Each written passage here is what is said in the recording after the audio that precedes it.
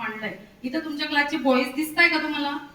नाही दिसत आहे. रिझन काय आहे की त्यांना वाटतं की प्रत्येक टॉपिक हा मुलींपर्यंत पोहोचावा आणि तो व्यवस्थितरित्या त्यांना समजावा. बॉईजला पण इथं मी बसवण्याचं हो बोललेली होती सरांना, पण त्यांना वाटलं की तुम्हाला अनकम्फर्टेबल फील होईल, त्यामुळे बॉईजला इथं बसवलेलं नाहीये. तर त्यामुळे तुम्हा मुलींना जर बसवलेलं आहे तर तुम्ही काय केलं पाहिजे की जे इथं बोलणार आहे ते ऍटलिस्ट ऐकून त्याच्याप्रमाणे तुम्हाला 5% 10% तरी अवलंबता येतंय का, त्याच्यावर तुम्ही पहिले भर द्या. येतंय का लक्षात? हो नाही बोलायचं. हा, पहिला मुद्दा काय की आपला आजचा विषय गुड टच बॅड टच. कोणाला इन्फॉर्मेशन आहे याच्याबद्दल काही की गुड टच काय आहे आणि बॅड टच काय आहे? ज्यांना असेल त्यांनी हाताचा वर करा. आहे कोणाला माहिती? थोडंफार तरी माहिती असेल ना. 9th स्टँडर्ड 10th स्टँडर्डच्या मुली असताल ना तुम्ही? कोणतं स्टँडर्ड आहे? मयुरी. 10 ना. हा, मग तुम्हाला गुड टच बॅड टच माहिती आहे का नाही माहिती? माहिती आहे. काय आहे सांग बरं मला जरा. बसून सांगितलं तरी सांग.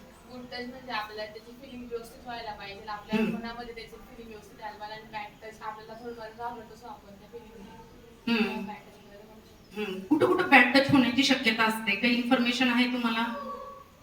झालंय का तुमचं याच्या आधी असं सेशन कधी? नाही झालंय ना. हा, फर्स्ट टाइम.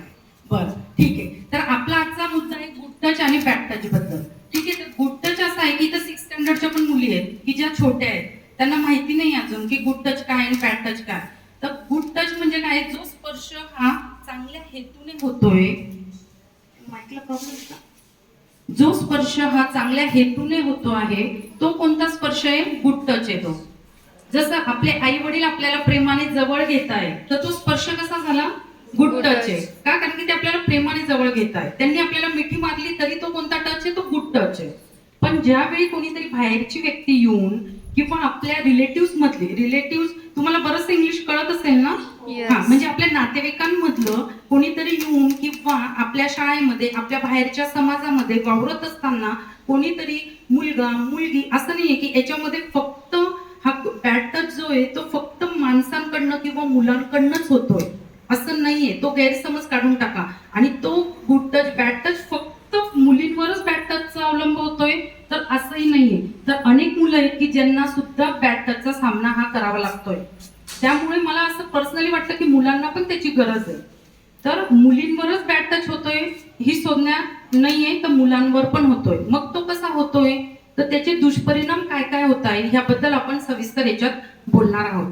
तर बॅड टच मध्ये काय काय येणार आहे तर तुम्हाला कसं कळणार आहे की टीचर आम्हाला कसं काय समजणार आहे की आम्हाला बॅड टच कोणी केला, कसा केला, किंवा आम्ही कसं ओळखायचंय रोजच्या जीवनामध्ये की कोण व्यक्ती चांगली आहे आणि कोण वाईट आहे. कारण की आपण जेव्हा समाजात वावरत असतो त्यावेळी रोजच्या जीवनामध्ये अनेक व्यक्ती आपल्याला भेटत असतात, बरोबर. त्यासाठी पण मी एक शॉर्ट फिल्म तुमच्यासाठी आणलेली आहे, ती पण तुम्हाला दाखवली जाणार आहे की ज्याच्यातून तुम्हाला कळणार आहे की खरोखर कोण व्यक्ती आपण कशा पद्धतीने ओळखल्या पाहिजे, जेणेकरून मला असं वाटतं की शब्दांपेक्षा बघितल्यावर तुम्हाला जास्त लवकर तो मुद्दा लक्षात येणार आहे. आपल्या सभोवतालचं वातावरण कसं पाहिजे? आपल्याला वाटतंय की काहीतरी वाईट गोष्ट म्हणजे आपल्या बरोबर घडणार तर ती फक्त स्कूलमध्ये घडणार किंवा बाहेर घडणार का? तर नाही, आपल्या घरी पण ती घटना घडू शकते. त्याच्यामुळे ह्या भ्रमामध्ये कोणीही राहू नका की तो माझा भाऊ आहे, तो माझा काका आहे, तो मामा आहे, तो सक्का असो का चुलत असो, तो कोणत्याही नात्याचा असो, पण तो एक पुरुष आहे ही भावना पहिले लक्षात ठेवा. त्यामुळे आपल्याला आपला भाऊ जर मोठा झाला आहे तर आपल्याला किती अंतराने बोललं पाहिजे, बसलं पाहिजे हे समजलं पाहिजे.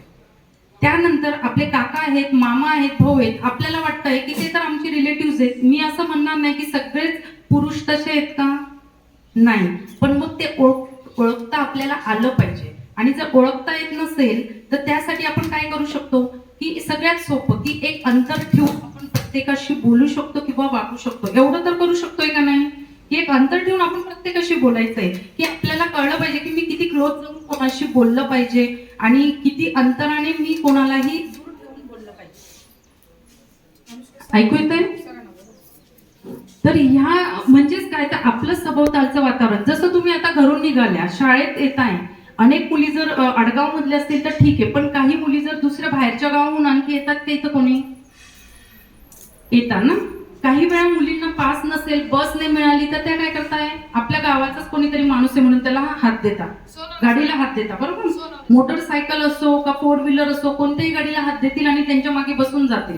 त्यांना काय वाटतं, हे माझ्या गावाचं आहे, बरोबर, माझ्या गावाचं आहे म्हणून मी त्या व्यक्ती बरोबर जाणं हे कितपत योग्य आहे? तुम्हाला काय वाटतं? काय वाटतं, जाणं योग्य आहे का? नाही. तुम्ही बसची वाट बघत 1 तास जरी थांबल्या तरी चालेल. तुमच्या जवळ जर फोन नाहीये, मला माहिती आहे, तर तुम्ही कोणाला दुसऱ्याला सांगू शकता कॉल करण्यासाठी, किंवा बसची वाट बघा, बस अर्धा तासाने येणार आहे किंवा 1 तासाने येणार आहे, तर आपण ती बसची वाट बघणं जास्त योग्य, ना की आपण कोणाबरोबर त्यांचं बरोबर लिफ्ट घेणं. जे पण बाहेर गावून येत असतील त्यातली गोष्ट लक्षात ठेवायची. किंवा ज्या आता आडगाव मधनही येत आहे, रस्त्याने येत असताना आपल्याला माहिती पाहिजे की मी स्कूलला जाते, शाळेत जाते, तर मी कसं गेलं पाहिजे. तुम्ही तर युनिफॉर्म येणार आहे, पण आपण डायरेक्ट क्लासमध्ये आलं पाहिजे, ना की आपण तिथं ग्राउंडवर उभं राहणं किंवा त्या गेट जवळ उभं राहणं कितपत योग्य आहे. कोण आपला किती पद्धतीने कसा फायदा घेईल हेही तुमच्या लक्षात येणार नाही, आणि ज्यावेळी लक्षात येईल ती परिस्थिती, तोवर अनेक गोष्टी ह्या पुढे गेलेल्या असतात. म्हणून आपल्याला आजूबाजूचं वातावरण हे कसं आहे हे ओळखता आलं पाहिजे. आणि जर ओळखता येत नसेल तर सगळ्यात सोपं आहे की घरून निघायचं. तुम्ही पायीच येत असाल, जवळच आहे गाव आणि शाळा म्हणून, आल्यानंतर आपण गेटच्या मध्ये आले, आपल्या क्लासमध्ये जा. रिझन, क्लासमध्ये आपले टीचर आहेत, सर आहेत, म्हणजे आपण इथं सेफ आहे. पण तुम्हाला माहिती नाही ह्या गेटच्या बाहेर तुम्ही सेफ आहात का नाहीये. त्यामुळे घरच्यांना वाटते तुम्ही शाळेत गेले आणि तुम्ही कुठेतरी रस्त्यात थांबलाय, तर तसंही वागणं योग्य नाहीये. तर हा सेकंड पॉइंट लक्षात घ्या की आपण वागत असताना समाजामध्ये कशा पद्धतीने आपलं वागणं असलं पाहिजे.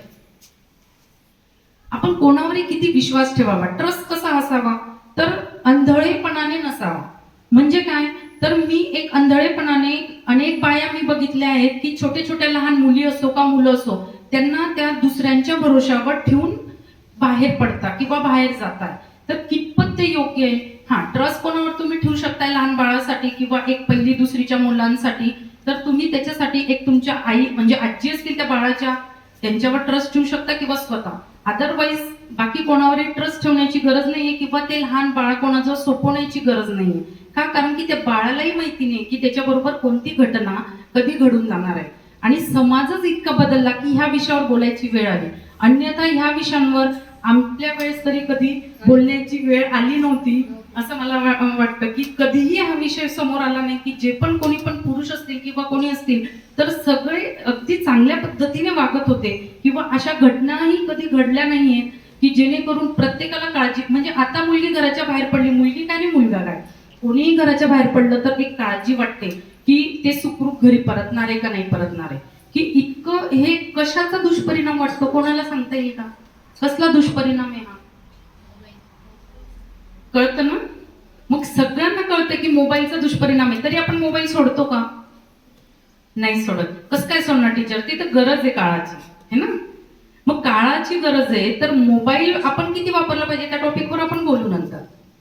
त्यामुळे आपल्याला पहिले कळलं पाहिजे की आपला विश्वास हा कोणावर ठेवायचा आहे आणि कोणावर नाही ठेवायचा आहे. म्हणजे जसं मी मागच्याच याच्यात बोलले की जसं कोणालाही माझ्या गावाचं आहे म्हणून मी हात देऊन जाणं हे कितपत योग्य आहे, तर नाही, अजिबात न जाणं.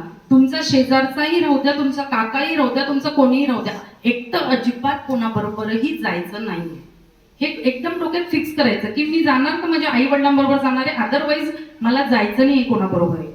त्यापेक्षा तुम्ही घरी राहिल्या तर ते जास्त योग्य आहे. घरीही राहत असताना काही मुद्दे लक्षात ठेवा. आपली आई शेतात गेली आहे किंवा कामावर गेलेली आहे, त्यावेळी कोणाला तरी बाजूच्या मुलाला घरात बोलवणं किंवा बाजूचा कोणीतरी घरात आलाय काहीतरी मागण्यासाठी, काहीतरी वस्तू घेण्यासाठी, त्यावेळी आपलं काम काय आहे की त्यांना गेटच्या आपण बाहेरच ठेवलं पाहिजे, ना की त्यांना घरात एंट्री दिली पाहिजे. रिझन काय, तुम्हाला माहिती नाही ते कोणत्या हेतूने तुमच्या घरात येत आहे. अनेकदा खेड्यांमध्ये काय होतंय की कोणाच्याही घरामध्ये आपण डायरेक्ट चाललं जातो, बरोबर, न विचारता चाललं जातोय. तर आपण तेही करणं योग्य नाहीये. आपण कोणाच्याही घरांमध्ये जाण्याची गरजच नाहीये. जोवर तुमच्या बरोबर तुमची मम्मी नाहीये तोवर तुम्हाला जाण्याची गरज नाहीये. ह्या काही काही गोष्टी खूप बारीक आहेत. तुम्हाला वाटेल की मॅडम इतकं कसं आम्ही फॉलो करणार, तर एकदम सोपं लाईफ आहे जर तुम्ही त्याला व्यवस्थित फॉलो केलं. की गरज नाहीये आपली जाण्याची कोणाच्या घरामध्ये, कारण की तुम्हाला माहिती नाही तिथं काय ठेवलेलं आहे तुमच्यासाठी. त्यामुळे न गेलेलं जास्त बेटर. म्हणजे आपण कोणावर किती